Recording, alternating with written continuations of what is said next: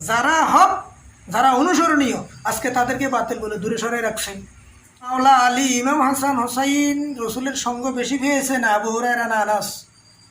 ভিক্ষা করে মসজিদ বানানো হারাম, আমার খাইয়া আমার বিরুদ্ধে কথা বলে।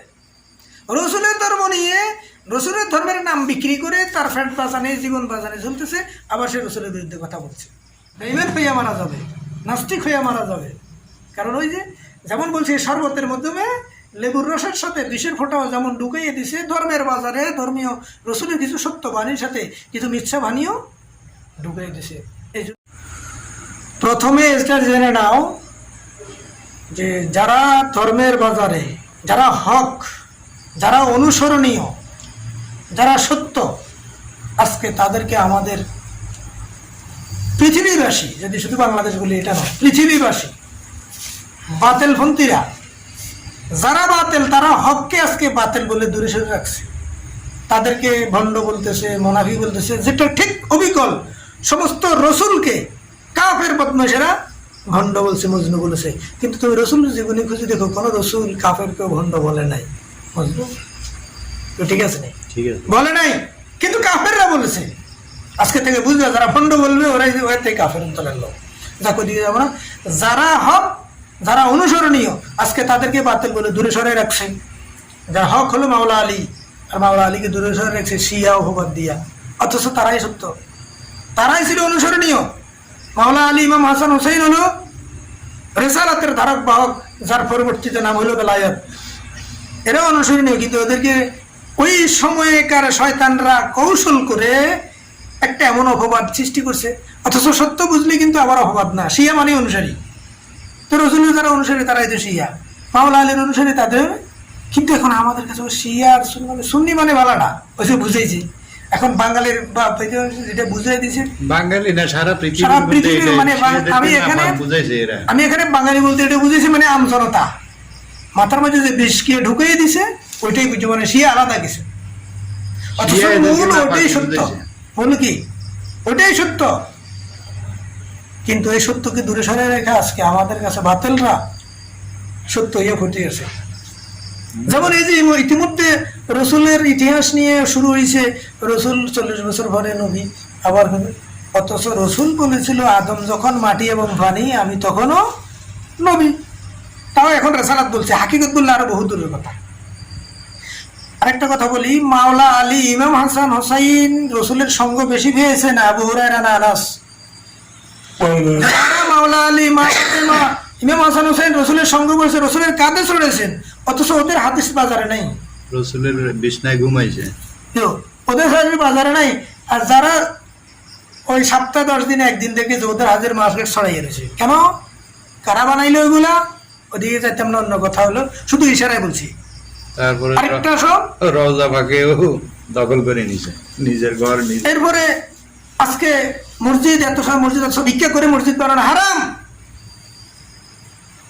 অথচ সেই ভিক্ষার বাজার এখন ছড়াই রয়েছে, মসজিদ ভিক্ষা দিয়ে খোদার ঘর বানান।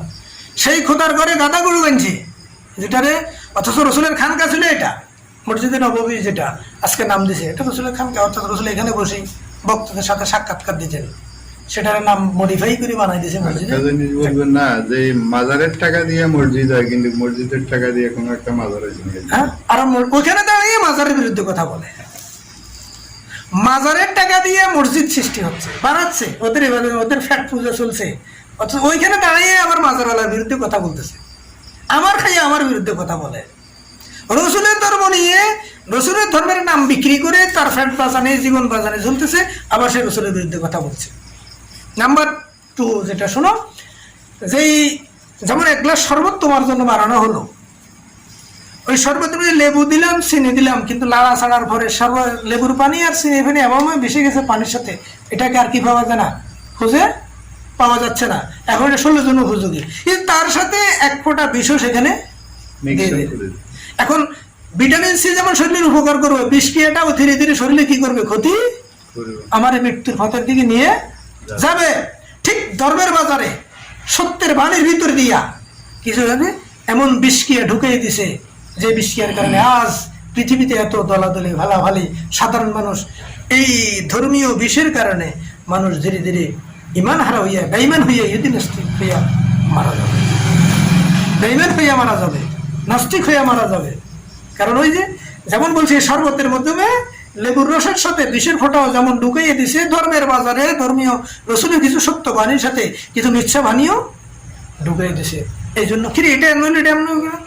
এখন ওই যে শয়তান ফাটি যারা, যাদের পূর্বপুরুষরা এটা সৃষ্টি করেছে, তারা ওই হাদিসগুলোকে বেশি ফলো করে। ওটা তো হাদিস না, মানে হাদিসের নামে যেগুলো বানোয়াট জালিয়াতি, যেগুলো দ্বারা রসুল এবং আহলে বায়াতের সম্মানকে খাটো করা হচ্ছে, শূন্য করা হচ্ছে, ক্ষুণ্ণ করা হচ্ছে। ক্ষেত্রে ওই যে হাতের পূর্বপুরুষরা বানাইছে, এরা ওগুলো নিয়েই প্রতিষ্ঠিত। আর যারা প্রকৃত রসুল প্রেমিক সত্যের ভরে, তারা ওই হাদিসগুলোকে ফলো করতেছে, যে দ্বারা সত্য প্রকাশিত হবে, রসুল এবং তারা আহলে বায়াত সম্মানিত হবে। সম্মানিত মানে তাদের যে সম্মান, সেটা অন্তত কিছুটা তুলে ধরা হচ্ছে। পরিপূর্ণ সম্মান দেওয়ার আমাদের পক্ষে সম্ভব না। অর্থাৎ যে বলছিল সমুদ্রে, কোন একজন সাধক বলেছিলেন সমুদ্রের পানি শুকিয়ে যাবে, মাওলা আলীর শান প্রকাশ করা সম্ভব হবে না। তো তুমি আর আমি কতটুকু বলবো? অথচ মুনাফিক বেঈমান নাস্তিকরা যারা হাদিসের বাজার, মানে কিতাবের বাজার, মার্কেট রাজতন্ত্র দখল করে বসে আছে, তারা তো মাওলা আলীকে বাতিল করে ফেলে দিচ্ছে, মাওলা আলীর অনুসারীদেরকে শিয়া বলে দূরে ফেলে দিচ্ছে। বুঝতে পারছি, যারা সত্যের উপর প্রতিষ্ঠিত তাদেরকে ফেলে দিছে, আর যারা মিথ্যুক বেঈমান মুনাফিক, তারা আজকে ধর্মের বাজার দখল করে বসে আছে। সূরা আনাম, হাদিস এখন বাদ দিলাম, হাদিস এখন থাক। সূরা আনামে একটু আগে যেমন সহজে একটা কথা বলেছিলাম, সূরা আনামের 30 নম্বর আয়াতে বলছিল, আল্লাহ রুহানি জগতের সমস্ত নবীদের রুহুকে ডাক দিয়ে বলেছিল, তোমরা যখন পৃথিবীর জমিনে যাবে, আমার হাবিব, আমার বন্ধু যখন তোমাদের কাছে যাবে, তোমার নবুয়তগিরি খতম, আমার রাসূলের অনুসরণ করবে। এটার স্বীকৃতি যদি দেওয়া হয়, তাহলে তোমাদেরকে নবুয়ত। তাহলে সেদিন সবাই স্বীকৃতি দিয়েছেন। প্রথম দুইটি প্রশ্ন, এটা তোমার জ্ঞান খোলার জন্য বলছি, যে রসুলকে তখন জমিনে পাঠাবেন, তিনি তখন কোথায় ছিলেন? হাকিকত যদি বলি, তিনি বর্ণনা দিচ্ছেন, অধিকার চাইলাম না। তো তিনি এখানে রেসালাত পালসে নিজেকে পর্দা দিয়েছেন যে যখন আমার বন্ধু তোমাদের কাছে পৌঁছবে, তখন তোমরা কি করবে? তোমার নবুয়তগিরি খতম, আমার নবীর গোলামি করবে। যখন স্বীকার করছে, এই জন্যই তাদেরকে নবুয়ত দেওয়া হয়েছে। তাহলে এখন বলো রুহানি জগতের কথা, তাহলে নবী, আল্লাহ তখনও তো নবীকে নবী ঘোষণা করলো, আর তিনি জগতে আসলেন, ওইগুলি দেখাচ্ছেন। সেটা হলো উম্মতকে প্রশিক্ষণ দিয়েছিলেন যে তোমরা যখন সত্যে আসবে, সত্যকে পেতে চাও, এইভাবে সাধনা করবে। তিনি প্রশিক্ষণ দিয়েছেন, এইভাবে আমল করবে। একাকিত্ব, হেরা গুহে ধ্যান মোরা গাওয়া, অর্থাৎ হেরা গুহে তুমি তোমার বাড়িতে, তোমার ঘরে, তোমার কলবে, লম্বা করতাম না। তিনি তোমাকে সে প্রশিক্ষণ দিয়েছেন। আর আজকে বাতিল বলতেছে তিনি এভাবে করে 40 বছর করে নবুয়ত হয়েছেন। 40 বছর তিনি নবুয়ত প্রকাশ করেছেন, কিন্তু অথচ নবী হয়েই তিনি এর আগেও নবী। ওনাকে যখন প্রশ্ন করেছিল যে আপনি কবে থেকে নবী, বলছে কুনতু নাবিয়্যান ওয়া আদামু বাইনাল মা'i ওয়াত তিন, আদম যখন মাটি আর পানি এখনো মানে খামির বানাচ্ছে ওনার, আমি তখনও নবী। আর রুহ জগতের কথা একটু একটু কোরআন যেটা বলছি, এখনো তো আদমের খবর নাই, মাত্র রুহ সৃষ্টি করা হলো। তখন বলছিল আমার বন্ধু যদি তোমাদের কাছে যায়। আর তখন এখন বর্তমান জামানার এই শায়েখ মায়েখ বদমাই সকলে কি বলতেছে, 40 বছর নবুয়তে পেয়েছে, উনি কেউ কেউ বলতেছে ইব্রাহিম নবীর অনুসরণ করছে। ইব্রাহিম উনি নবীদের নবুয়তদাতা, ওনার অনুসরণ করবে তারা। উনি কার অনুসরণ করবে? উনি আসলে বলছে সকল নবীর নবুয়তি খতম, কোরআন প্রমাণ করে, আমার নবীর গোলামি করবে। এবং সকল নবীর জীবনীতে বলছে, ওনার ছেলেদেরকে বলে গেছে, বাবা যখন আখেরি জামানা নবী যদি এসে যায়, তোমার গুলো বন্ধ করো, ওনাকে অনুসরণ করবে। কোরআনও প্রমাণ করে উনি আসলে তোমার নবুয়তগিরি খতম। আর জালিমে গুলো খয় উনি ইব্রাহিম নবীর অনুসরণ করছে। কথা কেমন হলো? বুঝতে পারছেন তোমারে?